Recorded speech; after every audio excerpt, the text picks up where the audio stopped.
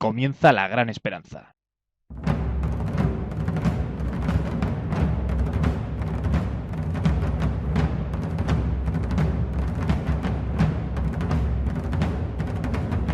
Bienvenidos a una nueva edición de La Gran Esperanza, la que hace la número 58. Como ven, hoy no está con nosotros Carlos Chinchilla, nuestro conductor habitual, y ello es porque nos encontramos fuera de nuestro estudio habitual, el de la Hermandad de la Vieja Guardia, que amablemente nos cede sus instalaciones habitualmente, y nos encontramos también fuera de nuestra ciudad habitual. Estamos en Barcelona, y en concreto en la mítica librería Europa, porque hoy dedicaremos el programa a hablar de libertad y de derecho. Pero antes, hoy es 2 de abril, para aquellos que nos escuchan en diferido y que saben que tienen nuestros programas colgados en las diversas páginas de internet y por lo tanto deben tener una fecha de referencia. Antes, como diría Carlos Chinchilla, escuchemos la editorial de este programa. El editorial de La Gran Esperanza. Hoy no va a ser necesario que iniciemos este editorial haciendo una mención especial a las situaciones procesales de Pedro Varela, Juan Antonio Llopart, Óscar Panadero, Ramón Bau y Carlos García Soler. Hoy no va a ser necesario que reivindiquemos antes de empezar la libertad para el primero y el archivo de las causas contra el resto. No es que se haya modificado sustancialmente la situación, aunque algo de eso también habrá, sino que hoy, desde este reducto de resistencia que es la librería Europa, todo el programa, y no únicamente los primeros minutos, estarán dedicados a algo tan importante, tan sencillo de entender y tan difícil de mantener cuando se es consecuente con uno mismo, como es la libertad, el derecho y también a todas sus formas de manipulación y perversión en función de quién pretenda ejercerlos. Sé que resultará reiterativo que lea a continuación 2 artículos esenciales, que deben darse por sabidos, que todo el mundo los comparte, pero la prisión es mucho más reiterativa que yo con los textos legales, y se sufre cada minuto del día mientras dura. Y por otro lado, no parecen entender lo mismo que los demás, los jueces y tribunales que juzgaron a Pedro Varela, o aquellos otros que aun cuando saben que las conductas de los libreros no son delictivas, abogan e instan para que sean modificados los códigos penales cuanto antes, a fin de poder condenarlos inmediatamente. Y es que saben del tesón, de la tozudez, de la firmeza en las convicciones de los libreros, saben de su lucha titánica durante años, pese a los secuestros, a las agresiones consentidas o no impedidas, a los cierres, a las destrucciones de material, a la persecución y a la prisión. Saben que ayer, hoy y mañana seguirán abogando por el derecho a pensar libremente, a cuestionarse las verdades oficiales, a investigar, a disentir, a comunicar las discrepancias o discutir las interpretaciones al uso, a interpretar los textos originales del pensamiento, a ponerlos a disposición del público, a poder decir que es mentira lo que es mentira y que es verdad lo que es verdad, por razones empíricas, comprobadas, porque el dato es el dato, le guste o le deje de gustar a quien quiera que se pronuncie al respecto. Pero también por el derecho a opinar, aunque las opiniones expresadas no concluyan del mismo modo que prevé el pensamiento único. Esta librería distribuye libros que son considerados como nacionalsocialistas, junto a otros que no lo son. Textos nacionalsindicalistas junto a otros culturales, artísticos o filosóficos. Textos de hombres que estaban ya muertos en muchos casos cuando Hitler invadió Polonia y otros de autores que siguen vivos. No es importante. De hecho, es intrascendente, porque lo que se defiende aquí no es una ideología concreta, sino una causa suprema, la de la libertad. La de aquellos que siguen pensando que no puede ser mayor delito publicar textos históricos o contemporáneos que llamar al jefe del Estado jefe de los torturadores, que no puede acarrear prisión poseer determinados símbolos y no serlo quemar banderas nacionales, que lo sea afirmar que existen diferencias físicas entre el conjunto de las razas humanas y no lo sea desear colgar curas por los huevos en los campanarios, o acudir al fútbol o colgar en los balcones banderas esteladas que representan los mismos intereses y las mismas personas incluso que organizaciones criminales de antaño, hoy reconvertidas a partidos supuestamente democráticos. Que sea delito cuestionar la historia oficial, la calificación de buenos y malos al uso, y no lo sea el órgano de expresión de ETA recientemente liberado e indemnizado. Y como lo saben, y saben que seguirán en su sitio, no tienen más que esperar. Modificarán las leyes y esperarán sentados a que los hombres de principios las incumplan, porque hay valores y principios que están incluso por encima de la ley. Y la libertad es, sin duda, el más importante de todos ellos. Y porque aceptan su destino en la prisión, si con ello no someten su voluntad a un sistema corrupto y putrefacto hasta el extremo. Porque estoy seguro de que en parte, para hombres como Pedro Varela, esta es una ocasión magnífica para demostrar al mundo el triunfo de la voluntad. Así pues, hoy más que nunca, les repetimos por enésima vez algunos de los argumentos que más les duelen, porque están escritos en sus códigos, no en los nuestros, porque en su enorme hipocresía es la que les hace tener que convivir consigo mismos, asqueados de su propia incoherencia, porque son su Constitución y su Declaración Universal de los Derechos Humanos las que les recuerdan, sin paliativos posibles, su enorme estulticia. Redactaron la Declaración Universal mientras se ciscaban en el derecho haciendo la pantomima de Nuremberg, que habría sido un circo de clones, de no haber acabado asesinando a 11 personas al amparo de una ley creada sobre la marcha a tal efecto, como tendremos ocasión de comprobar con detalle hoy. Crearon una Constitución, tremendamente ignorada o contestada por el pueblo, para mostrar al mundo las diferencias del supuesto régimen autoritario con la nueva democracia y el nuevo rumbo de la nación española liberal y socialdemocrática. Pero les pareció un corsé demasiado apretado y decidieron cortar el cordón del corpiño. Pues ahí lo tienen, para mofa y escarnio de su ordenamiento jurídico. Artículo 19 de la Declaración Universal de Derechos Humanos. Todo individuo tiene derecho a la libertad de opinión y de expresión. Este derecho incluye el de no ser molestado a causa de sus opiniones, el de investigar y recibir informaciones y opiniones, el de difundirlas sin limitación de fronteras, por cualquier medio de expresión. Artículo 20 de la Constitución Española del 78. Se reconocen y protegen los derechos a expresar y difundir libremente los pensamientos, ideas y opiniones mediante la palabra, el escrito o cualquier otro medio de reproducción, a la reproducción y creación literaria, artística, científica y técnica, a la libertad de cátedra, a comunicar o recibir libremente información veraz por cualquier medio de difusión. La ley regulará el derecho a la cláusula de conciencia y al secreto profesional en el ejercicio de estas libertades.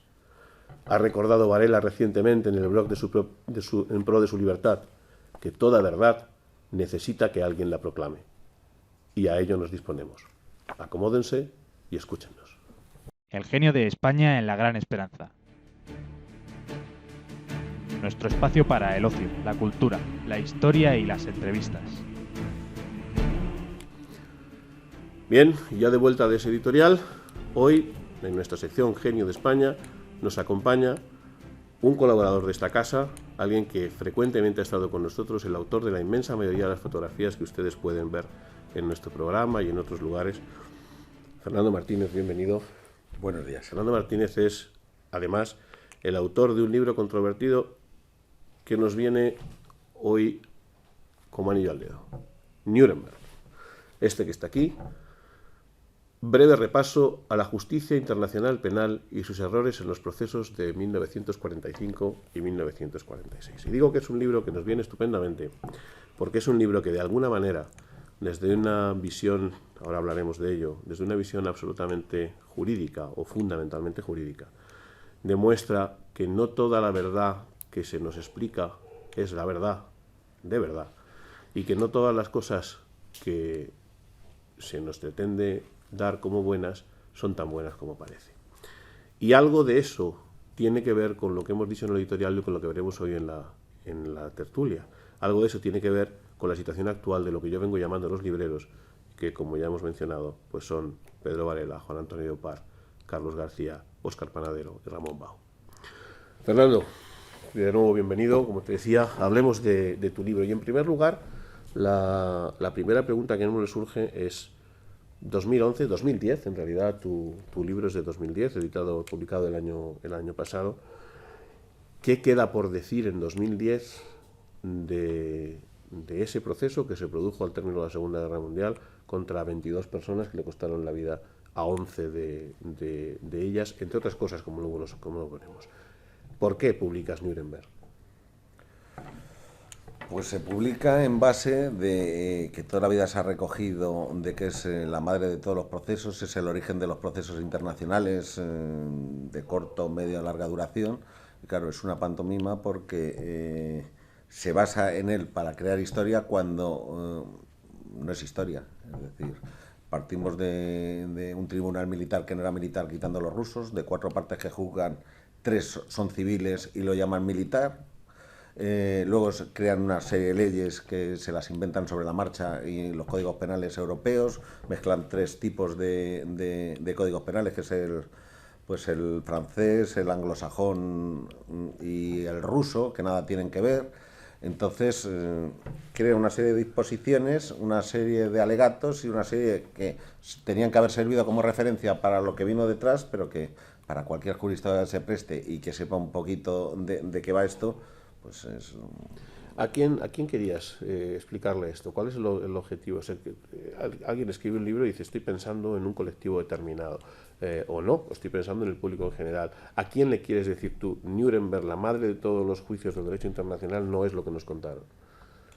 Pues realmente a las futuras generaciones, porque nosotros no hemos vivido eso, lógicamente, todos somos más jóvenes, pero claro, los que nos gusta un poco la historia o revisarla, como se quiera llamar, pues nos han vendido una serie de mentiras que son demostrables que son mentiras. Aquí ya no se discute si cámaras de gas, no cámaras de gas, tal. Estamos hablando de una serie de leyes que se han creado a posteriori y con efectos retroactivos cuando en los códigos penales, al menos los europeos, nunca ha existido eso. Entonces, va a un público en general porque de hecho es un libro que no está...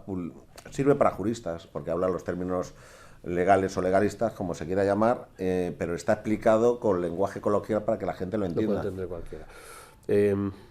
Parémonos un momento en ti mismo, en el autor, porque cuando se habla de un libro que dice que tiene características jurídicas, conviene aclarar cuál es tu propio perfil, cuáles son las razones por las que te metiste en esto, y quizá alguien quiera saber que no lo dice un chalao que anda por ahí, que lo dice alguien que ha tenido... Bueno, lo de chalao chalao puede que sea verdad, pero en todo caso tiene una razón jurídica detrás. ¿Quién es Fernando Martínez?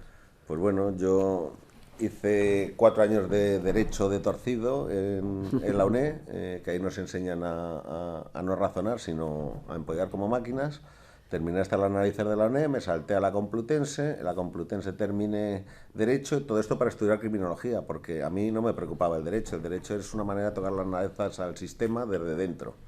Entonces estudié criminología, hice el magíster de criminología, que es la especialización, empecé el doctorado de criminología y lo dejé porque me negué a pasar la tesis con unos ultra...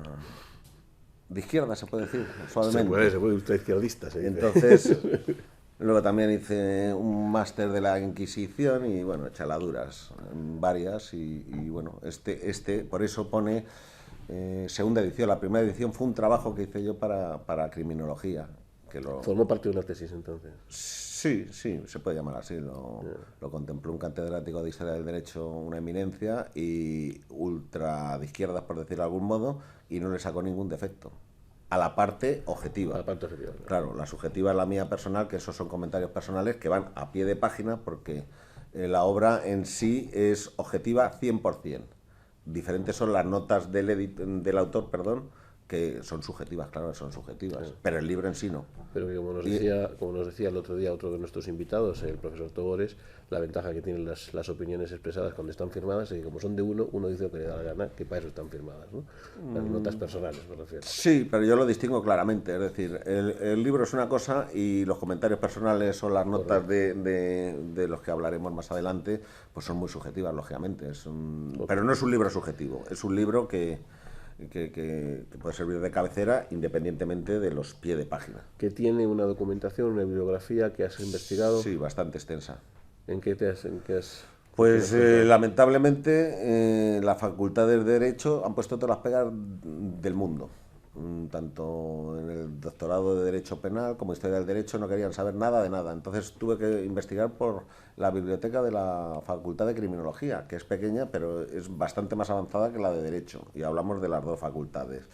Luego tuve que tirar de los republicanos en el exilio, que eran muy malos, por decir, hablando, que Luis Jiménez da Súa y otra serie de elementos subversivos en el exilio en Argentina, pero que son de los pocos que han escrito sobre el proceso de Nuremberg largo y tendido, porque lo único que se puede encontrar son 2, 3, 4 páginas en manuales hablando de historia y poco más. Luego he tirado de las fuentes americanas, lógicamente, de las fuentes inglesas, y el único, medianamente, las rusas no, porque no llego a tanto y ni te dejan verlo, pero bueno. He tirado de la fuente francesa, que es la única fiable, la del juez francés, que escribió largo y tendido, y lógicamente francés, a base de traducir y entresacar y ver qué qué de objetivo había entre todos ellos, porque claro, cada uno mete, pero las leyes son las leyes, no es lo que nos guste, es lo que hay. Y qué es lo que aplicaron o intentaron aplicar, que como hemos dicho antes, se lo inventaron sobre la marcha, entonces es una pantomima, ni es juicio, ni es proceso, ni es nada, esto no es... Prefiero ni comentar. Antes de tu trabajo hay varias introducciones Sí. Y me han llamado la atención además y unos agradecimientos que tú haces, ¿no? Sí. Me han llamado la atención, hay un trabajo muy interesante, por ejemplo, de José Luis Jerez, hay una introducción de... Hay dos personas concretas que casualmente ligan con el tema de hoy, ¿no? Que son Ramón Bau, precisamente, y Óscar Panadero. Están entre los agradecimientos. ¿Por qué específicamente? Pues vamos a ir por orden cronológico. Esto en el 2002-2003, cuando yo creé el primer trabajo, que era como un mini resumen de esto, ni había fotografías, ni había agradecimiento, ni había nada de nada, en su día se lo enseñé yo a Pedro y se lo enseñé a Ramón. Y me dijeron que no se me ocurriera publicarlo, y menos con nombre real, y yo publico con nombre real y con foto. Es decir, que no les he hecho caso, que me iba a buscar la ruina, que no sabía dónde me metía. ¿Estás buscando un albergue? Sí, tengo un puente ahí en venta, con un farolillo y un botijo, por si una aquel. Y me dijeron que sí, que les parecía muy bien, pero que no se me ocurriese que metiera un seudónimo o algo, porque estaba loco perdido. Y loco perdido sigo. Entonces, ese es el antecedente, por decirlo de algún modo, que es el 2002, 2003, 2004. Luego, cuando ya Óscar, cuando él estaba en Cirne Castella, o Castella, o como queráis llamarlo, porque es Castilla, pero ellos dicen Castella. Entonces me dijo que por qué no, que yo sabía que tenía otro trabajo sobre Derecho Penal Nacional Socialista, cosas raras, pues que por qué no publicaba alguno. Y le dije que bueno, que lo miraría, que lo pondría al día y que más adelante le diría. Entonces Óscar realmente es el que me animó a que lo materializara ya en plan serio. Manu Quesada, lógicamente, es un amigo, es un camarada de nuestro entorno, que es mi editor, y es el que considerábamos que por empujar su mini editorial, que era de libros muy concretos, históricos o esotéricos, o como quieras llamarlo, pues podía haber intentado tocar otros resortes, pero bueno, consideramos en su día que debía ser él, pues para que tuviera algo de fondo catálogo, porque es nuevo. Luego, Jerez, José Luis, yo agradecido, claro, es un maestro de maestros de escritorio y de este entorno, pero no es mi entorno. Entonces, Manuel, editor, habló con José Luis, Óscar habló con José Luis y me hizo un prólogo bastante, bueno, muy de agradecer. Sí, sí. ¿Qué voy a decir? Que no Vamos puedo decir al... nada. Ya no, pero falta el quid de la cuestión, falta Panadero Ramón. y Ramón. Claro, no, Panadero no, Pero... Panadero está. Y Ramón, lógicamente, yo quería un prólogo de mi entorno. Y quería dos personas en concreto. O Ramón o Bochaca. Pero así de claro. Pero yo lo tenía Pues clarísimo. Si no habías conseguido la celda la primera vez, a ver si la conseguías. Sí, no, y además yo tenía claro que quería mi entorno, porque es estaba basado para mi entorno, pero es para todo el mundo, pero lógicamente me preocupa los míos, claro. Entonces, gracias a Dios y gracias a Manu, pues hablaron con Ramón y Ramón, pues quiso hacer. Entonces, claro, son prólogos que no son prólogos, son 14, 15 páginas cada prólogo. Casi trabajos previos, sí. Claro, no son 2 o 3 hojitas como la gente pueda pensar. De esos trabajos, casi todos ellos coinciden en algo que cualquier observador objetivo debería coincidir también leyéndolo, pero ya estamos hablando precisamente de la razón de ser del libro, de lo que el libro está contando, ¿no? A nosotros nos habían enseñado que los tribunales deberían tener una composición determinada, deberían ser respecto del juzgado, tendrían unas características determinadas, nos habían enseñado que nadie puede ser juez y parte, nos habían enseñado una serie de cosas que aquí no se dan en este proceso. Empecemos a hablar de todo esto. ¿Qué es el proceso de Nuremberg? ¿Qué pretendió el proceso de Nuremberg? En el libro se afirma que de hecho no iba dirigido al resto del mundo, que iba dirigido a los alemanes que quedaban. Era un escarmiento, eso era una pantomima para yo, a mi entender, entiendo que como no pudieron juzgar a toda la cúpula, pues, bueno, primero querían condenar a todo el pueblo alemán en general. Luego, como no podían con todo el pueblo... Sí, todos son malos, todos van a la horca. Porque además querían horca, no querían... Bueno, hay charlas en las conferencias de Londres y en la conferencia de Moscú previa, donde eso es, según decís algunos de los que intervenís en el libro, que eso es exactamente lo que se había propuesto, en la eliminación física... Sí, y además por horca. Y no hay que olvidarse que en esos tiempos regía el Código Militar, y el Código Militar obliga a ser fusilado, no a ser ahorcado. Ahorcado era para los ladrones y para la gente de muy bajo nivel, y aquí se les ahorcó, no se les ha fusilado a nadie. Primero querían el pueblo alemán, como no pudieron el pueblo alemán, querían todos los militares. Claro, hablamos cantidades que no vamos a entrar en cifras porque podríamos extendernos muchísimo. Como no podían militares, la cúpula, y como no podían la cúpula, pues quienes pudieran en un tiempo ser un cuarto Reich, si se llegara a crear. Digamos que su solución final pasaba por ir acotando el marco a los que se iban a cargar. No, es que les obligaron a acotar, porque claro, ¿cómo van a juzgar 2.000, 3.000 o 2 millones de afiliados que tenía el Partido Nacional Socialista? No.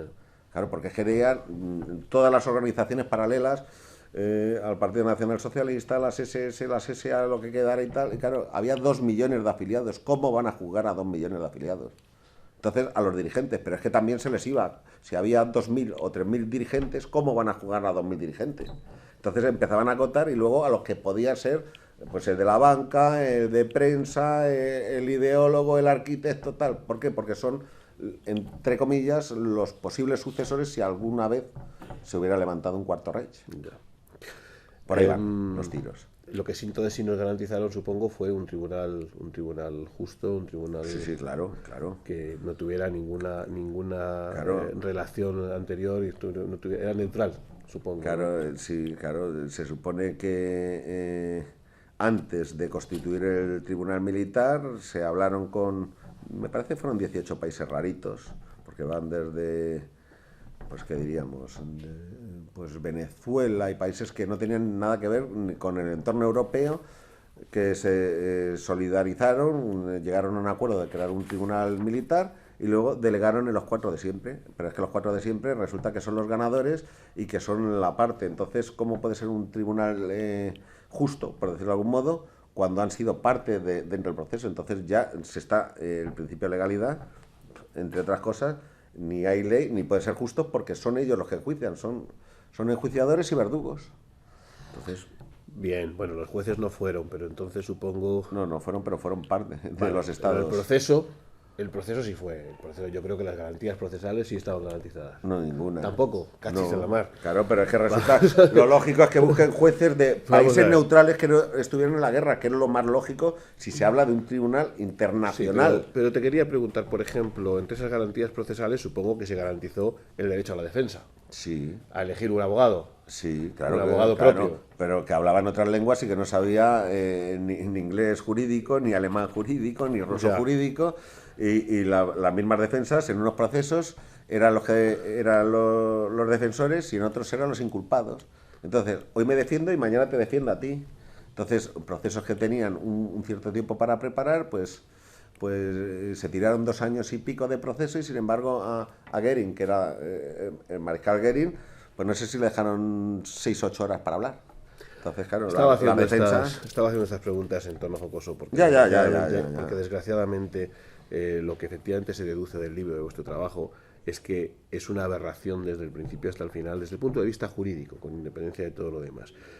¿Hay algún caso como... aquí se habla de tortura, se habla de la incapacidad de la revisión de la prueba, se habla de artículos concretos, los artículos 19 y 21, que garantizan al juzgador,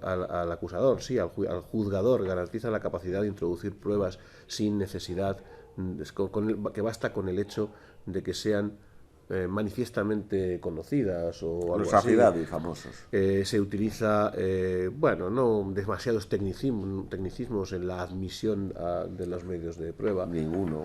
Con tal de que firmara en una hoja cualquier cosa, pues era válido. Es decir, no se comprobaba.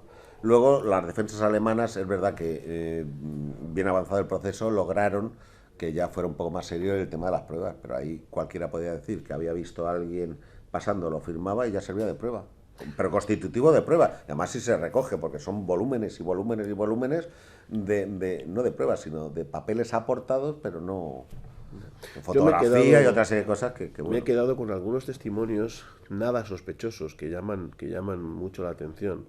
El senador McCarthy, el juez Wernerstone, el propio Patton, desaparecido curiosamente, Robert Taft, Sir Harley Shawcross, todos ellos del lado de los aliados, todos ellos o senadores americanos o ingleses, generales americanos, que salieron escandalizados de lo que estaba pasando. Son testimonios nada sospechosos y todos ellos huían precisamente de este entorno, ¿no? Claro, porque podían salir salpicados. Había gente en el fondo decente que veían que no era serio el tema y que ellos luego la historia pasaría factura y les pasaría factura a su persona, no al proceso en sí, como así ha pasado. Porque he dicho al fiscal general americano, luego cuando se presentó para la Corte Suprema americana, los fallos de Nuremberg le costó la carrera. Entre otros, de los más significativos. Me he querido parar también en un caso concreto. Uno de los prologuistas afirma que uno de los ejecutados, Streicher, lo fue, entre otras cosas, por publicar una revista, en español El Atacante. De Stumer, sí. Una revista, y me ha traído a la memoria el ejemplo, porque me sonaba a esto que estamos debatiendo en estos días, ¿no? El Atacante es una revista legal en Estados Unidos. Es una revista que incluso en nuestros días se sigue editando. Sin embargo, fue considerada ilegal en aquel momento y eso le costó también, entre otras cosas, como digo, la muerte a Streicher. Hay cierto paralelismo en eso y la quema de libros, la selección de libros que pueden estar en la Biblioteca de Londres pero no pueden estar en una librería comercial, entre la decisión de eliminar nuevamente libros respecto de esos mismos ejemplares en las universidades de filosofía o de historia del derecho. O dicho de otro modo, estamos en un proceso en el que no solo se vaya a encerrar libreros o se vaya a eliminar sus libros, sino que nos puedan llegar a tener juzgando con uno de estos tribunales independientes por el hecho de pensar como nos dé la gana. Sí, bueno, es que hay que ver estos tiempos de entonces y los tiempos actuales. Hoy en día al sistema lo que le da miedo es la cultura. Entonces, como están acostumbrados a tratar con masas y con borregos, pues no interesa la cultura. Entonces, ¿qué peligro tienen nuestros 4 camaradas y Pedro el quinto? Pues que les gusta la cultura. Y eso al sistema no le gusta lo más mínimo, porque mientras haya una cultura, la gente sabe y piensa. Y lo que el sistema no quiere es que pienses. Quieren borregos. No, gustarle no les debía de gustar mucho, porque este Streicher del que acabo de hablar está acreditado y ha sido reflejado en varios testimonios y en varios trabajos, que para obtener, digamos, un testimonio válido, pues utilizaron un sistema bastante peculiar, como orinarle en la boca, como darle estacazos hasta reventarlo. Sí, unas cuantas palizas le dieron. Cuantas palizas, que también forma parte, supongo, de las garantías procesales de todo esto. No, bueno, y faltan más, de que les tenía la luz puesta para que no pudieran dormir, les interrogaban a las 3 o las 4 de la mañana, no les daban de comer dietas bajas en vitaminas para que no tuvieran defensas naturales, la famosa gotita de agua. Alguien podría pensar también que Nuremberg fue, digamos, porque yo llego a la conclusión y dices, vamos a ver, de acuerdo, es la ley del vencedor sobre el vencido, es digamos la... Muy justo, por cierto. Sí, bueno, es... Y muy equitativo. La derrota constituye el crimen, dice en algún momento el libro. De acuerdo, aceptado. Lo que pasa es que eso, en la mayoría de los sitios, se llama represión, lo aceptas y ya está. Y dices, mira, es que yo, como soy el vendedor, he reprimido por estas razones a los vencidos. Pero no lo tratas de vender y no lo tratas de adornar con una capa jurídica como si estuvieras efectivamente impartiendo justicia. Y quiero señalar que Nuremberg, que se lleva por delante a 11 de los 22... 21. Son 22, pero Bormann fue declarado en rebeldía, que se le suicidó y claro, le juzgaron, pero no le juzgaron. Pero no es lo único que está pasando. A modos de referencia y con independencia de Nuremberg, está siendo ejecutado Pierre Laval en Francia, está siendo ejecutado Christin, está siendo ejecutado Ferenc Sálasky en Hungría, está siendo ejecutado Antonescu en Rumanía, está siendo ejecutado Aratza Mitalovic, está siendo ejecutado Josef Tiso, el eslovaco, Franz Orsen por un caso curioso. Ferenc Orsos está siendo ejecutado por haber firmado el informe Katyn. Es el doctor que llega a la conclusión de que los 15.000 asesinados polacos en el frente, en la zona ruso-polaca, él ya informa en aquel momento de aquellas ejecuciones no habían sido ejecuciones alemanas, habían sido ejecuciones rusas. Eso le costó su vida a él y a 9 de los procesados como autores materiales de aquellas matanzas de Katyn, que hoy en día ya es de público conocimiento, que efectivamente incluso han pedido esos perdones que hacemos ahora con carácter retroactivo. Porque lo han desclasificado hace poco el KGB, y entonces... pero les vería bien en su época que los alemanes eran muy malos. Estamos viendo, por tanto, que no se limitó a Nuremberg, que la represión, que es como en definitiva se podría haber llamado, ocupó toda Europa después de la Segunda Guerra Mundial. Sí, no, claro, el proceso de Nuremberg era la madre de los procesos, pero no era el proceso en sí, porque luego ellos delegaban en los estados soberanos que habían tribunales locales, que allá donde ellos detectaran que había alguien o cogían a alguien, podían, lógicamente, pues condenarlos. Entonces, quien se escapaba de un tribunal, pues le metían otro, y si no le metían otro, y entonces, claro, en Francia hubo sus procesos, Alemania estuvieron cerca de 5 o 6 años más, que yo recuerde, de procesos. Me voy a centrar... Que podemos hablar largo y tendido, pero es que vamos a resumir porque si no... Sí, estamos a punto de terminar. Yo me quiero centrar, para que nuestros videoyentes lo entiendan, yo me quiero centrar en 3 aspectos. Digamos, un antecedente, tú has mencionado, has hecho un trabajo en el libro, un antecedente previo de entreguerras, que quiero que me comentes, pero antes quiero centrar la situación de Nuremberg. La situación de Nuremberg se basa supuestamente en 4 delitos: el de complot, el de crímenes contra la paz y la guerra de agresión, el de la violación de costumbres de la guerra, que por cierto se aplica a personas físicas, menos en este caso, que es también urbi et orbi para todo el conglomerado, y el de crímenes contra la humanidad, que al menos en aquel momento no existía. Esos son los 4 capítulos por los que son condenados. Cuéntanos, desde el punto de vista jurídico, ¿qué es esto? Bueno, pues el primero, el de conspiración, es una construcción jurídica anglosajona que no existía y era pues como demasiado ambiguo y demasiado teórico. Entonces fue tan ejemplar que en el proceso de Tokio se lo cargaron directamente.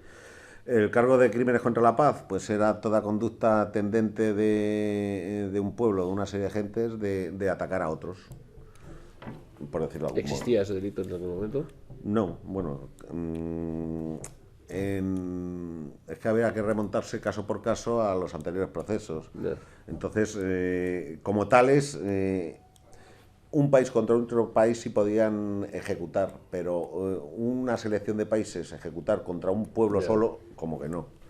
Entonces luego, a grosso modo, luego el de crímenes de guerra, pues se lo inventaron, el concepto de guerra total. Entonces se crearon ese concepto y con ese concepto pues se crearon una serie de leyes a posteriori para aplicarlo no a ese momento, sino incluso al tiempo de entreguerras entre la Primera y la Segunda Guerra, es decir, ya efectos retroactivos, cuando en cualquier código penal europeo lo primero que te recoge es que tiene que haber un manual, por decirlo, un código, donde se recoja por lo que te van a culpar. Que uno sepa lo que está bien y lo que está mal. Sí, pero esto no. Cuando lo hace mal, que cuánto cuesta. Sí, cuánto cuesta, pero siempre con efecto a posteriori. Claro. Nunca durante o a priori. Y aquí pues se inventaron la ley sobre la marcha. Y el cuarto caso, que es el de lesa humanidad, que la gente entienda, es el de genocidio. El genocidio pues es lo que todo el mundo conocemos. Bueno, raza, no lo debe conocer todo el mundo. Pedro Varela está clasificado en su prisión por genocidio. No debe ser tan fácil. Sí, incitación al odio. Bueno, aquí le llaman, creo, incitación al odio racial. Sí. Y apología de eso, por religión, raza, cultura y tal. pues bueno, ellos mismos son los primeros en aplicarlo al contrario. Yo he señalado, de eso que estabas tú diciendo, me señalé en el momento de leerlo, violaciones o vulneraciones, corrígeme si me equivoco, el principio de preconstitución del juez, el principio de la imparcialidad y la independencia, el principio contradictorio, o sea, el de disponibilidad de los medios de prueba y la igualdad entre las partes, el principio de soberanía y de paridad.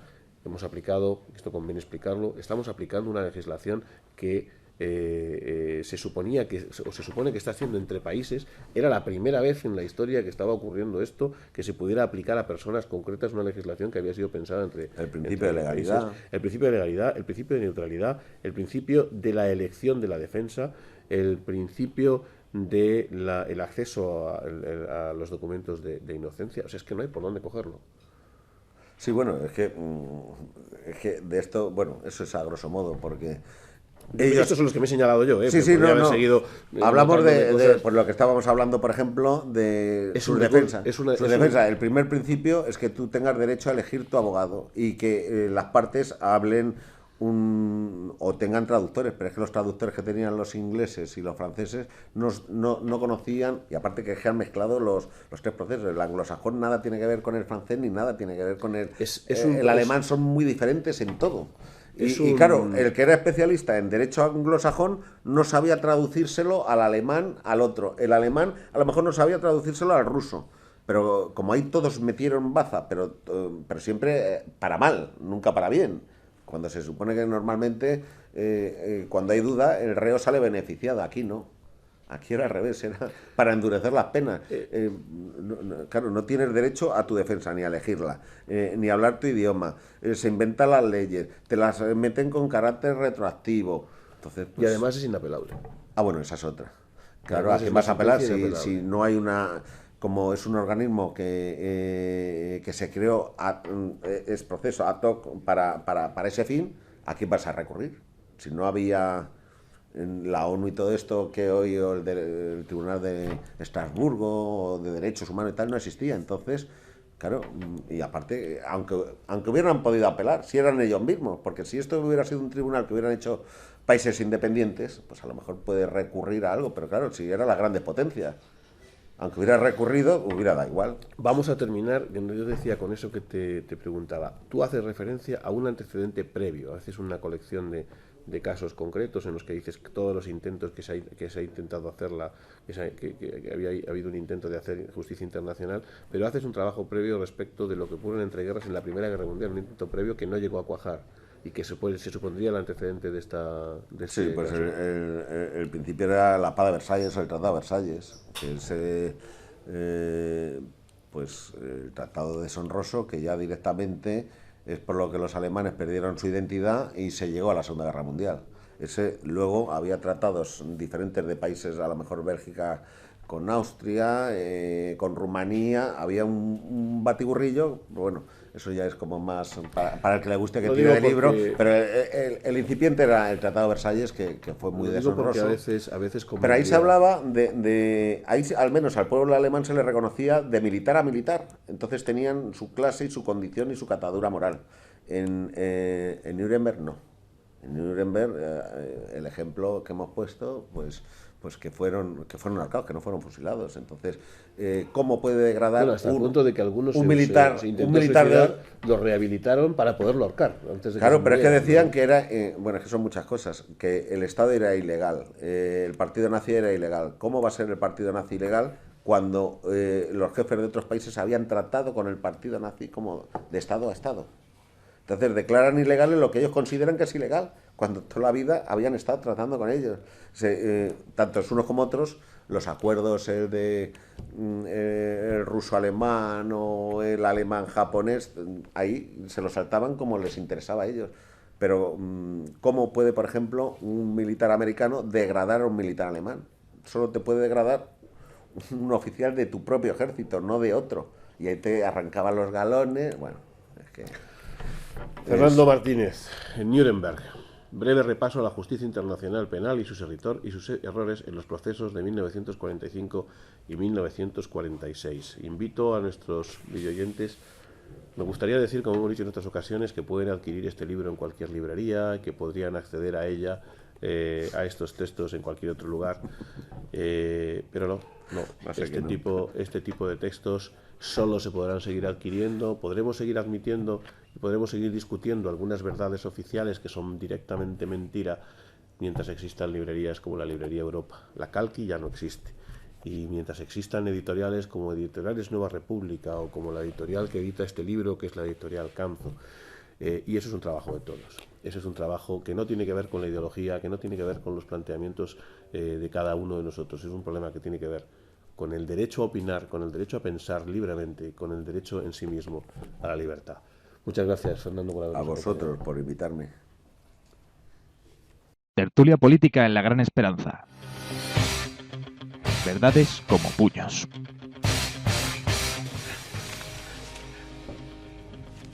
Bueno, pues estamos de vuelta para nuestro Genio de España en nuestro tiempo de tertulia.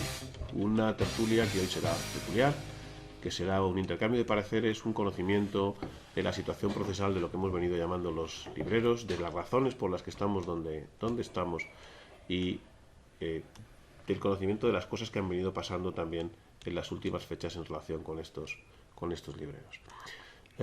Nos acompañan hoy, junto a nuestro invitado de la primera parte, a Fernando Martínez, con el que hemos tenido la entrevista hace unos minutos, nos acompañan hoy algunos de esos libreros, y nos acompaña hoy también el abogado de Pedro Varela. Quiero darles la bienvenida a todos: Juan Antonio Llopar, Fernando Oriente, Carlos García Soler, y nos acompaña también nuestro delegado. Saben que este es un programa producido por la Falange.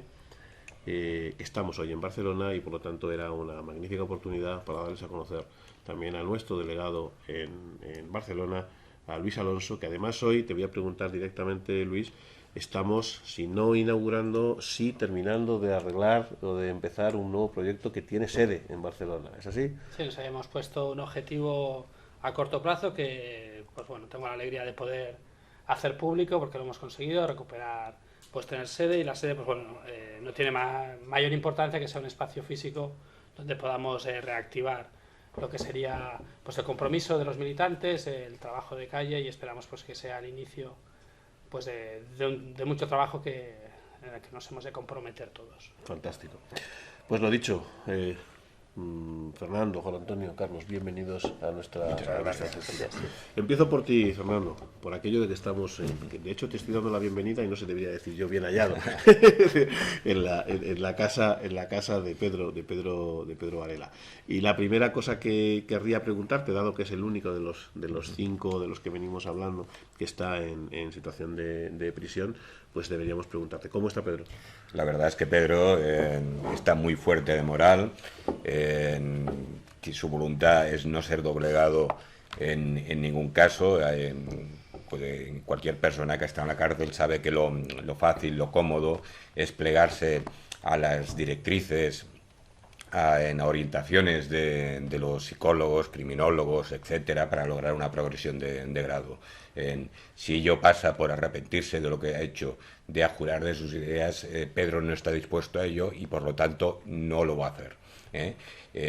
La Fiscalía, recordemos que en Cataluña, como muestra la persecución que hay, ideológica que hay una fiscalía específica contra los delitos de la xenofobia y de la extrema derecha, o atribuibles a la extrema derecha, dirigida por el fiscal Aguilar, ya ha manifestado inmediatamente el ingreso en prisión el 13 de diciembre del 2010, que es la voluntad de la Fiscalía que cumpla hasta el último día de la condena de 15 meses que le ha venido impuesta.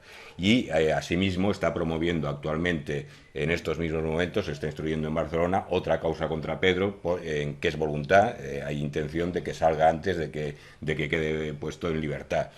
Porque lo que quieren de una u otra forma es cerrar este establecimiento y que Pedro o deje su actividad y sus ideas ideológicas, o por lo menos las haga fuera de Cataluña. Y esto es así, no hay vuelta de hoja. Vuelvo contigo después, déjame introducir, Juan Antonio, Carlos. La razón por la que Juan Antonio es el editor de Nueva República, ya lo hemos dicho, y es importante señalar que en la mayoría de todos estos casos lo que se está juzgando no tiene siquiera que ver con lo que dicen cada uno de ellos. Bien sean libreros, bien sean editores, más allá de algún pequeño texto, de alguna introducción o de algún prólogo, la inmensa mayoría de las cosas que están juzgando son las opiniones de otros. ¿Es así? Sí, básicamente es así. Lo que se ha hecho en este proceso, que le llamaron Operación Rage, era coger una serie de libros, sacar fuera de contexto frases, y esas frases son las que están enjuiciadas, ¿no? Habría que decir que no se persigue al que escribe, sino al que distribuye. Por eso antes en la entrevista con Fernando quería decirlo, que él puede escribir perfectamente su libro, que no le va a pasarle nada, al menos de entrada, y el problema lo tengo yo como distribuidor y editor de ese libro, no es el autor. Pongo el ejemplo de José Jerez Riesco, por poner un ejemplo, en el prólogo de un libro de León de Grell sobre la Segunda Guerra Mundial, la campaña de Rusia, el libro no tiene nada, pero el prólogo sí. Tenía una frase que han considerado que era delictiva. Por esa frase de ese prólogo, el libro fue requisado y es uno de los motivos por los cuales yo estoy procesado. Si me permitís, y añadiendo algo más en este sentido, en el proceso de Pedro Varela, la sentencia y tanto la Fiscalía como los jueces han insistido mucho de que en España no hay libros prohibidos. Y de hecho en la sentencia estrictamente no se señala o se indica o se dice en ningún caso de que los 17 libros por los que ha sido condenado estén prohibidos en España. Lo que se está diciendo es que la distribución, la venta de estos libros por parte del señor de Pedro Varela, en tanto en cuanto se está enjuiciando la voluntad supuestamente oculta que en esos actos de distribución de esos libros, es lo que es delito. O sea, con lo cual es mucho más grave. En la sentencia reconoce que algunos de esos títulos se están vendiendo libremente en otras librerías, que incluso el Corte Inglés vende algunos de los títulos que han sido objetos de condena. La sentencia no ordena que se retiren esos libros o que se quiten de la distribución, sino sencillamente ordena que se destruyan los libros que se han intervenido al señor Pedro Varela y se condena al señor Pedro Varela por esos libros. Sí, de hecho, si me permites... Sí, es una tertulia, libremente. Un inciso sobre eso, de dos libros que están en el sumario de Ediciones de la República. Uno es un libro de Quevedo, que yo compré en Valencia, en las librerías París-Valencia, con la factura correspondiente, y a mí me enjuician por ese libro, pero no donde lo he comprado, cuando tengo el comprobante donde yo he comprado ese libro. Y el otro libro es un libro de Norberto Ceresole, coeditado con otra editorial, con Al-Ándalus de Madrid, y a mí por ese libro me enjuician y a la otra editorial no, siendo una coedición. Porque entonces el enjuiciamiento, según estoy entendiendo, es Pedro Varela, Juan Antonio Par. Eso es exactamente lo que se está enjuiciando. No depende de si escribes o distribuyes o editas. Depende de lo que hagas en cada caso. ¿Estoy entendiendo? Yo lo entiendo así. ¿Tú qué escribes, Carlos? Pues ¿O qué editas? ¿O qué has hecho? Yo nada. A mí se me ha castigado por unas ideas, simplemente. Porque yo a mí se me mete en el asunto del Círculo de Estudios Indoeuropeos, en el que yo simplemente era un simple socio, ni más ni menos. Tampoco la sentencia dice lo contrario. Y por castigar ideológicamente me han sacado unos cargos que son alucinantes. Por ejemplo, en lo que es la acusación, lo mío se resume en 10 líneas, que creo que tú lo has visto, en 10 líneas, y no dice nada en concreto. O sea, simplemente se me castiga por una cosa increíble, que me dicen que pertenecía a una cosa que se llamaba la orden, una cosa que es una orden esotérica, cuando yo, es bien sabido en todo el mundillo nuestro que soy católico. Pero es que no solamente eso, sino que la policía mismo dicen que se me interviene muchas revistas ultracatólicas. Pero perdóname una cosa, que ser miembro de una orden esotérica es delito, que a lo mejor me he perdido pues yo. Sí, pues dicen que por esa supuesta pertenencia a la orden, que no he pertenecido nunca, no existe ningún documento, nada que me vincule con ella. Me castigan a 1 año de cárcel por asociación ilícita. Luego, otro año de cárcel por apología del genocidio y otro año de cárcel por incitación al odio racial, basándose en 3 artículos que me pillan, uno de ellos que habla de la isla del Perejil, otro sobre el valor etimológico de la palabra honor, que no habla nada de política, y otro, bueno, que sí que hace loanzas a los regímenes fascistas que habían en Europa en los años 30. Pero vamos, poca cosa más, o sea, no nombro nada metiéndome con ninguna raza ni con nada. Pues por simplemente esto, el fiscal me pedía 5 años y medio, me caen 3 en la audiencia de Barcelona. Ahora el fiscal en Madrid dice, por lo visto, que apología del genocidio e incitación al odio racial es castigar por lo mismo 2 veces, o sea que me quitaría 1 año. Ahora propone que sean 2. La respuesta pues la haremos en breve. No sé cuál será. ¿Cuál es la situación procesal actual? Porque ha habido novedades. Ayer ha sido, antes de ayer, el miércoles ha habido una vista en Madrid, un juicio de casación, es decir, una revisión general de todo el proceso por razones de origen, ¿no? Bueno, yo quisiera decir un par de cosas. Adelante. Una cosa es Ediciones Nueva República. O sea, aquí lo que se ha hecho, o lo que se hizo aquí en Cataluña, fue unir 2 procesos diferentes en uno. Es decir, primero hay una operación policial donde se me detiene a mí y se incautan los libros de Ediciones Nueva República, y al mismo tiempo se incautan los libros de la librería Calqui y se detiene el propietario de la librería Calqui. Lo que dice la policía es que la librería Calqui y Ediciones Nueva República es lo mismo. Luego se demuestra, evidentemente, que no es lo mismo, que una cosa es Calqui y otra cosa es Ediciones Nueva República. A continuación, al cabo de unos meses, con las investigaciones de lo encontrado en la librería Calqui, o en algunos en su ordenador, detienen a Carlos y a Ramón como miembros del Círculo de Estudios Indoeuropeos en Barcelona. Y la excusa de esa detención es porque se encuentran una serie de documentos sobre una cosa que se llama la orden. Pero que Ediciones de la República no tiene nada que ver ni con el CEI ni con esa cosa que se llama la orden. Pero la causa es la misma. Pero nos pone, exactamente, con lo cual eso hace que en la prensa, siempre que se hace referencia al caso Calqui o al caso CEI, siempre aparece Ediciones de la República en algo que no tiene que ver. O sea, nos podemos encontrar un titular donde ponga querían el exterminio de las mujeres, querían el exterminio de los homosexuales, y ahí meten Ediciones de la República cuando no tiene nada que ver con todo eso, aunque tampoco es cierto lo que dice la prensa en ese caso. Porque al menos yo no he visto ningún documento ni de CEI que diga esas cosas. Entonces, es importante para mí aclarar de que Ediciones de la República es una cosa, es la editorial. Pero sobre todo es verdad. ¿Vale? Es importante y es verdad. Que sí que hay luego Óscar como editor, como librero, pero ni Ramón ni Carlos se les puede achacar lo de librero ni lo de editor, aunque puedan colaborar en ediciones de libros, en un caso puntual, o escribir, lo que sea, ¿no? Entonces, luego hay otro punto que es interesante, y es que la policía, en la entrevista que se le hace para la televisión, en el caso de Nueva República, dice una cosa muy concreta.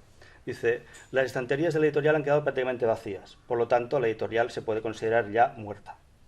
Es decir, lo que buscaban no era otra cosa que acabar con una editorial que estaba en ese momento con un auge editor, entre comillas, bastante considerable. Políticamente incómoda. Lo mismo que ocurre, como decía muy bien Fernando, lo que se quiere es el cierre de la Librería Europa, porque es algo molesto. Les molesta que haya algo que es un símbolo en este momento de lo que es la cultura, de lo que es la edición de libros y la venta de libros. Lo que quieren es cerrarlo a toda costa, como querían cerrar a toda costa Ediciones Nueva República.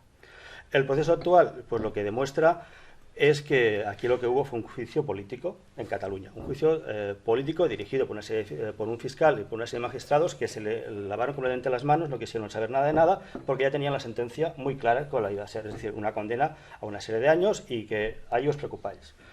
El hecho sea cuando llega al Tribunal Supremo, que ya es otra cosa, ya de entrada ya te quitan un delito. Y luego veremos cómo acaba la historia. Eso significa que ¿por qué en el Tribunal Supremo te quitan un delito de 3, en el caso de ellos, o uno de 2 en mi caso?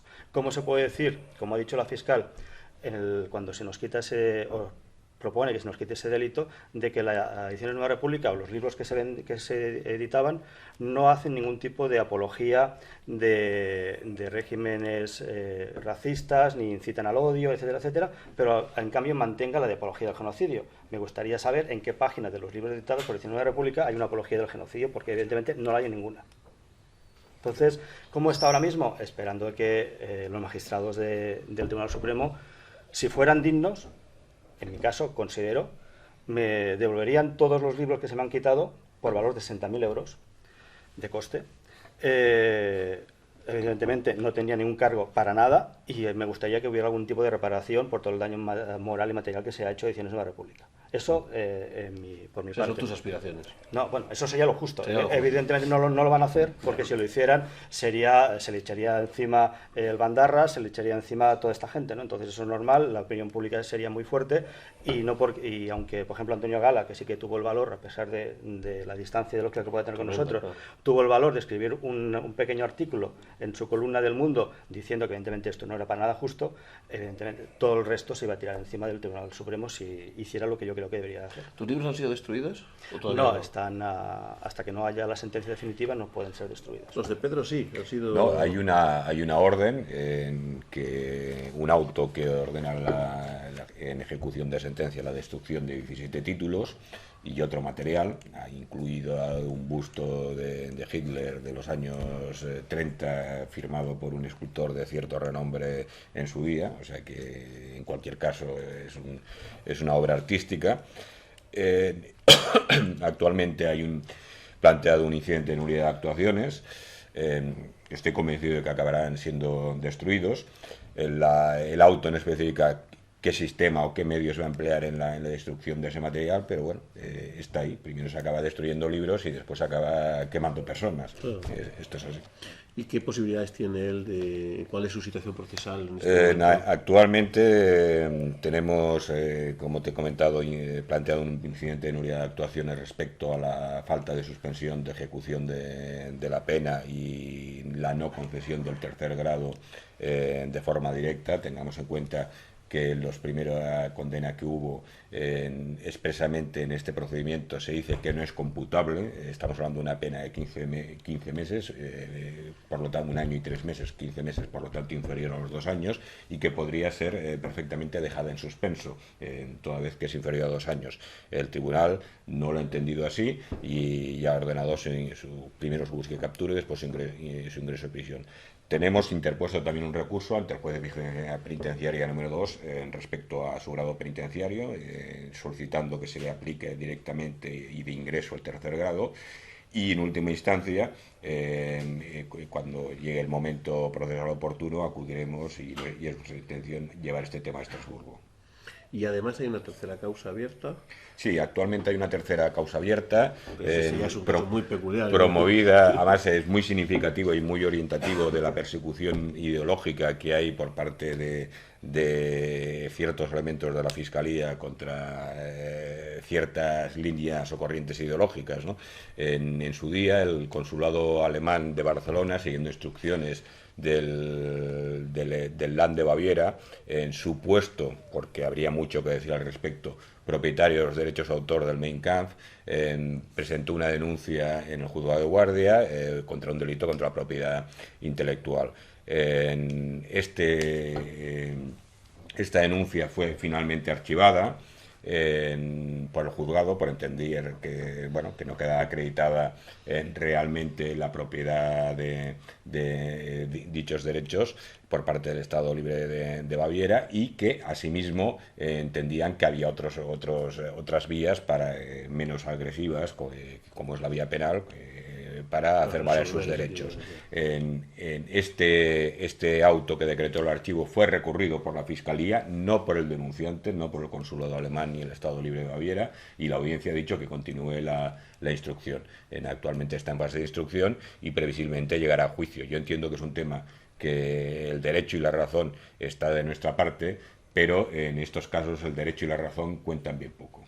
¿Esta es la causa que decías que querían acelerar para hacer la coincidencia? Vamos a ver, la impresión que todos tenemos y que comparte el propio Pedro Varela es que hay cierta voluntad de que esta causa salga antes de que él haya cumplido íntegramente la pena, de la forma que concatene las condenas. Y lógicamente, en vez de cumplir como cumpliría si cumpliera hasta el último día de los 15 meses que tiene impuesto en marzo del 2012, pues que se prolongará en el tiempo su estancia por cuenta del Estado y la Generalitat. Fernando, tú estuviste en esa sesión del miércoles, tuviste la oportunidad de estar presente. Cuéntanos, ¿cómo fue aquello? Pues bueno, ahí Quiero decir que Fernando además ha hecho una crónica satírica, digamos, erótico-festiva. Pues había dos posiciones muy encontradas, la de los defensores y la de los acusadores. Los acusadores no tenían nada en concreto, demasiado ambiguo, y no es que tomemos parte, es lo que se vio. Entonces ellos se limitaban, SOS Racismo Barcelona, un chico que gracias a que no fue la compañera, el chico no daba pie con bola, hablaba de los tratados internacionales, que sí, Estrasburgo, los derechos humanos, el juicio de Nuremberg, y el magistrado, bueno, el magistrado jefe de la sala, que eran cuatro jueces, pues le mandó callar 2 veces. Incluso se le fue la olla, decía que la sentencia recogía lo entresacado de los libros, le llamó al orden, le dijo que no, que la sentencia, el magistrado le dijo que no, que la sentencia no recogía eso. El otro recondujo la calificación y dijo, bueno, en los informes preliminares de los Mossos de Escuadra sí figuran los 100 libros y tal, se acogía, saltaba de un artículo a otro, cambiaba las páginas, se perdía, se quedaba clavado, y bueno, de hecho, después de la intervención de este elemento, el juez mandó una recesión porque estaba hasta las narices de este señor y paró el juicio por los aros. Y luego, el primero que habló, bueno, el orden cronológico, hablaron las defensas, lo primero. Entonces habló el abogado de Pedro, que a su vez representaba a Carlos, habló en nombre de Óscar. De Óscar. Sí. Hablaba en representación de los dos, luego tu abogada y luego otra abogada, que ellos iban a lo que había que ir, punto por punto. El principio de legalidad, el que no puede meter penas, añadirlas cuando se supone que tienen que subsumirla porque una es principal y las otras son como derivadas, que no había concurso real o concurso ideal, pues terminó jurista, pero punto por punto, que si son los 100 libros famosos, pues que nos digan si hay libros prohibidos en España o no, para ver hasta qué punto podemos llegar o no. Incluso si una librería va a ser conflictiva a partir de que un 60 o un 70% de sus libros sean de una temática determinada, pues que nos digan qué libros son los que son de esa temática para ver si interesa seguir con la librería o cerrar el kiosco y dedicarse a otros menesteres. Entonces, la defensa iba basada punto por punto todo, porque era un recurso de casación. El de casación, es lo que estabais comentando, es que manda el proceso anterior a hacer puñetas hablando claro por defectos de forma, defecto de todo. Y entonces esto es lo que querían todas las defensas, era reconducirlo a uno nuevo para enjuiciar punto por punto todo. Mientras que los otros no, los otros divagaban, la de la Confederación Judía de no sé qué no se la oía, el otro le dijo que hablara más alto, se lió con esto, no sabía si allanarse en la demanda o no, que el magistrado le dijo, pero usted se allana o no, porque no tenemos claro qué está usted pidiendo. Sí, me allano, pero se allana a quitarlo, a endurecerlo, ¿cómo? Ah, bueno, tal. Es decir, es que había un mare magnum terrible. Claro, y luego el Ministerio Fiscal lo único que hizo es que se allanaba a la demanda, pero que rebajaba las penas. Sí. Y entonces la intervención de ellos fue, pues, sobre todo el de SOS Racismo Barcelona, ese más vale se dedica a otra cosa. La rebaja de las penas entiendo que viene en función, o por lo que yo he entendido, corregidme si me equivoco, viene en función de una reconsideración de uno de los tipos delictivos. Ya teníamos una sentencia del Constitucional que decía que el negacionismo en sí mismo no era, negar el holocausto en sí mismo no era un delito, lo cual dejaba cojas muchas cosas. Pero en esta ocasión lo que yo he entendido es que además se quita un tipo, se reconoce que no existe un determinado tipo delictivo, y además, pero no obstante se insta al legislador a que se dé mucha prisa para modificarlo para que pueda ser un tipo delictivo. Bueno, aquí vamos a ver, en nuestro juicio, la reducción que plantea el fiscal la plantea en el sentido de que considera que ya se ve que se ha dado en algún caso que lo que es la apología del genocidio y la incitación al odio racial es castigar a una persona por lo mismo. Es como decir, te castigo por ladrón y te castigo por chorizo, ¿no? Porque vamos a ver, si tú estás incitando al odio racial, pues estás haciendo en cierta manera una apología de un genocidio, ¿no? Porque estás incitando un odio racial contra un determinado colectivo. Y consideran que sí, que llevaba razón en los planteamientos de nuestra defensa y que nos estaban castigando verdaderamente 2 veces por el mismo delito. Entonces, pues quitan la de incitación al odio racial, pero mantienen la de apología del genocidio. Hay una cuestión un ejemplo. Uno de los libros que está procesado es uno de los libros que está procesado. Es José Antonio Fascista, de José Luis Jerez Riesco. Uno de los capítulos de ese libro intenta explicar, según su visión, qué opinaba la Falange del año 33 al año 36, ¿vale?, sobre el tema judío, ¿vale? Entonces coge una serie de artículos publicados en la revista Fe o en la revista Arriba y lo reproduce. En ningún momento está diciendo si está a favor o está en contra, lo reproduce. Entonces, eso, ¿desde cuándo se puede calificar como incitación a algo? Eso es sencillamente exponer lo que decía la Falange en el año 33 o en el año 35. Entonces, todos los libros están basados en eso. Todos los párrafos que cogen de todos los libros, esos 100 libros famosos, o 80 los que hayan, son frases sacadas de libros que hablan de historia, digamos, de los partidos de Falange o del nacionalsocialismo, porque además, en el caso de Nueva República, no es una editorial nacionalsocialista. Es una editorial de historia, de política y sociología, que tiene algunos libros, pocos, sobre el nacionalsocialismo, básicamente muchos más sobre Falange y sobre otras cuestiones que evidentemente no tienen nada que ver ni con la Falange ni con el nacionalsocialismo. Entonces, es ir sacando frase por frase que les parecía a los Mossos de Escuadra, que tuvieron que leer todos los libros, ¿vale?, uno por uno, y ir apuntando todas las frases que le sonaban. Es decir, salía la palabra revisionismo, apuntada, salía la palabra judío, apuntada, y daba igual que 2 capítulos antes o 2 capítulos después se condenara lo que se había dicho en esa frase. Lo que importante era esa frase. Entonces, quitan uno de los delitos porque la fiscal no ve en ninguno de esos párrafos, en ninguno de los libros, que haya una incitación. Es decir, que para que haya una incitación, yo entiendo que tiene que haber una exposición clara, ¿no? Hay que ir a estos señores y hay que pegarlos a todos porque son más gordos, son más tontos o son judíos, lo que sea, y eso no hay ningún libro que lo diga. Sí, si me permites, creo que puedo arrojar y intentaré ser muy breve.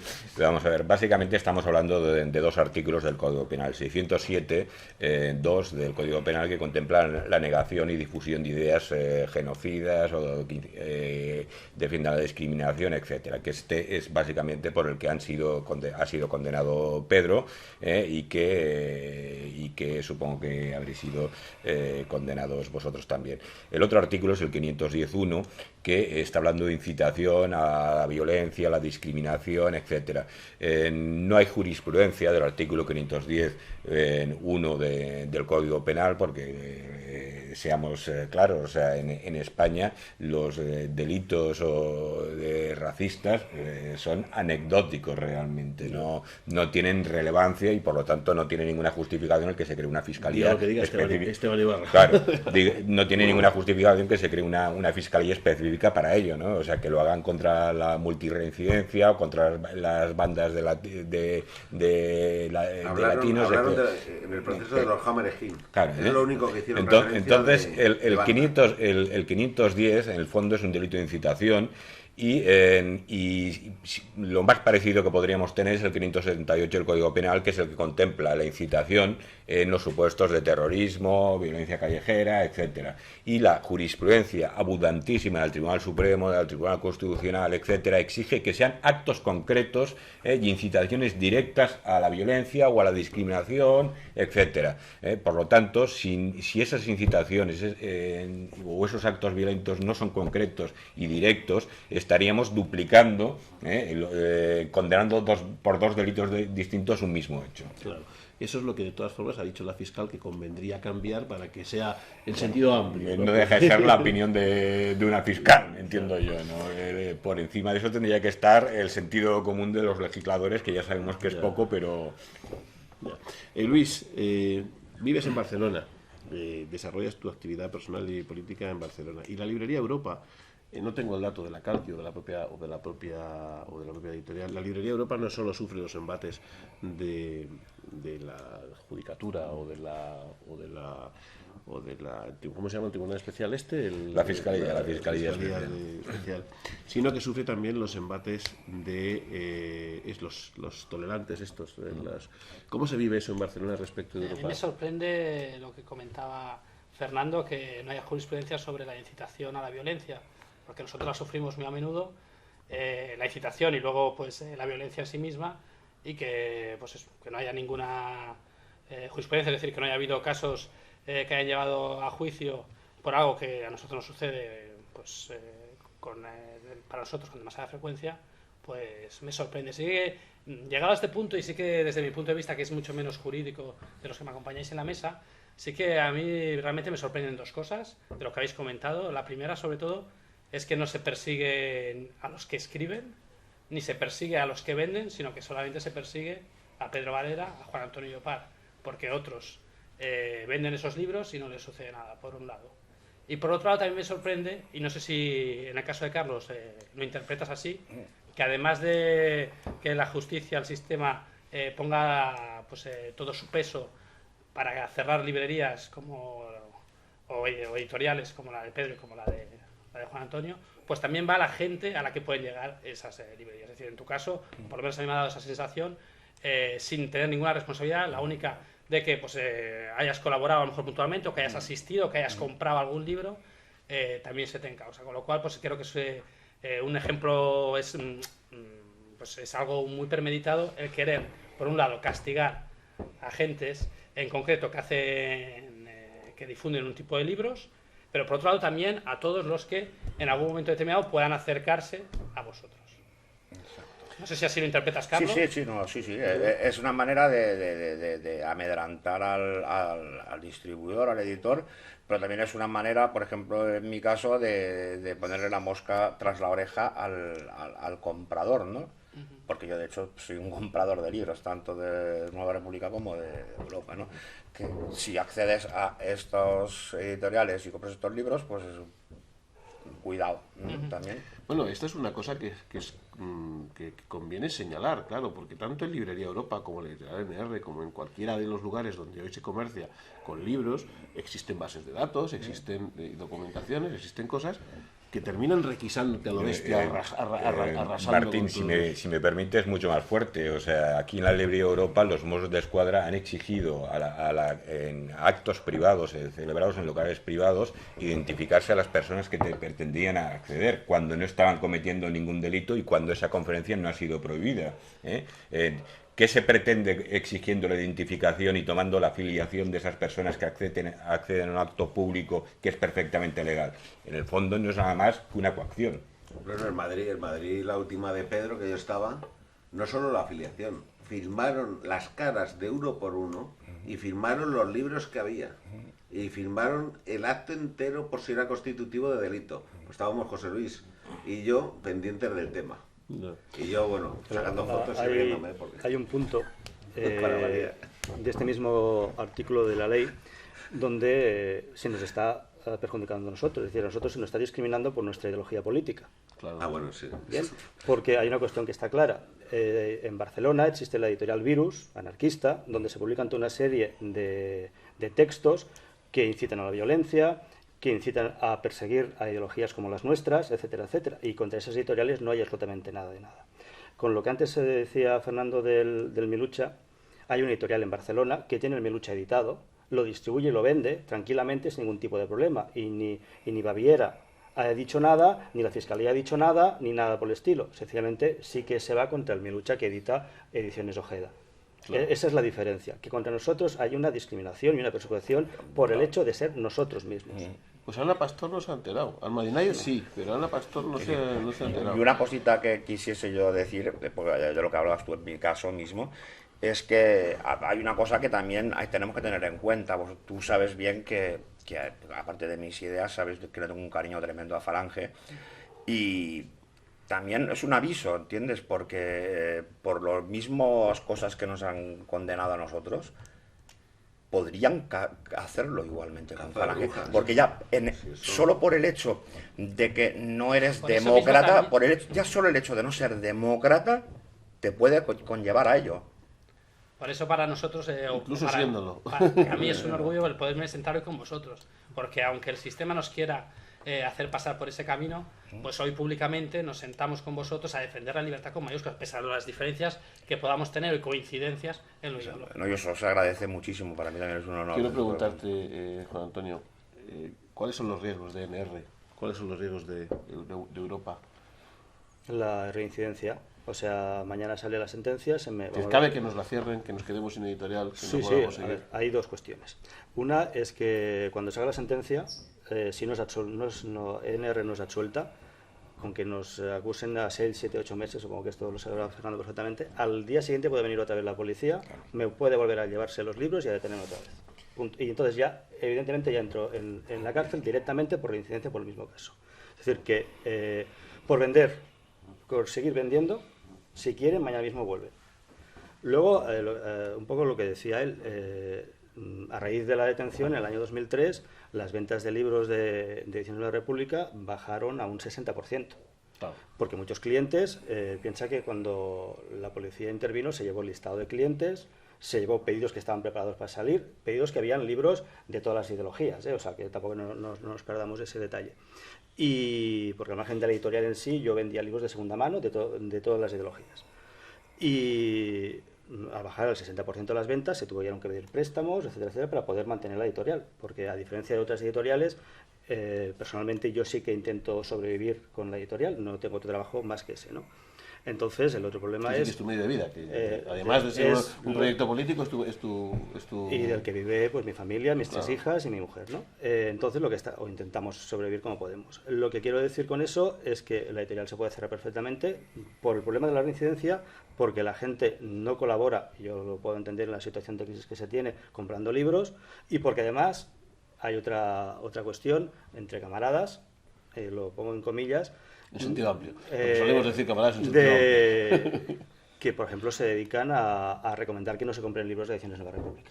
¿Vale? Entonces, si ya tenemos esas circunstancias, pues evidentemente depende de la sentencia. Ediciones Nueva República, pues en cuestión de 2 meses o 3, quizá pueda desaparecer.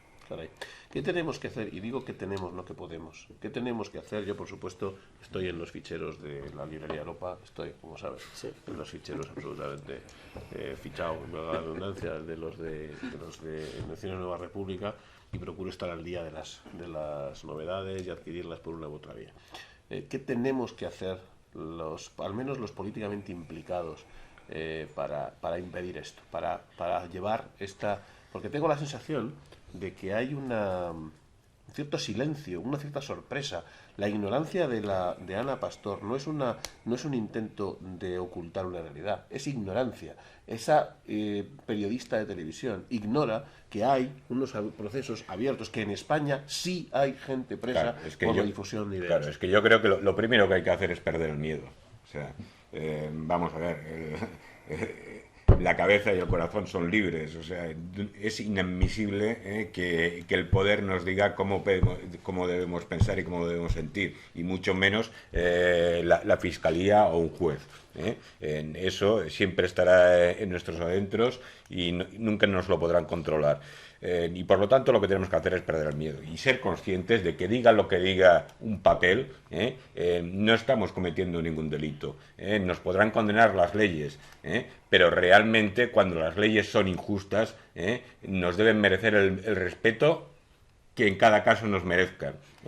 Y eso es lo que tenemos que tener claro. Si queman nuestros libros, lo que tenemos que hacer es editar y comprar más libros, y punto, y darles la mayor difusión posible. Yo me he encontrado mucha gente, compañeros de profesión, abogados o intelectuales, entre comillas, que se muestran horrorizados de todo el proceso seguido contra Pedro Varela y la Librería Europa y otros procesos similares, pero no pasa de ser un comentario personal o particular. ¿Por qué? Porque hay miedo.